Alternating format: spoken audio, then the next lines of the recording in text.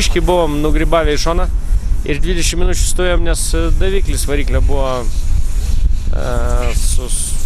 kažkas jam ten susiknyso, tai mes kol apie 20 minučių teko pastovėti, kol susiremontavom.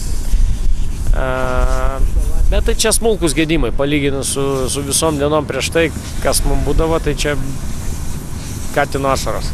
Žodžiu, viskas buvo gerai. Fortuna tikrai nenusisuko nuo mūsų, nors Antanukas tikrai labai greitai važiavo, labai agresyviai važiavo, greitas buvo. Turėjom tokį momentą, kad privažiavom išgraužą, nes labai daug fešfešų dulkių buvo ir gal kokių 2 metrų.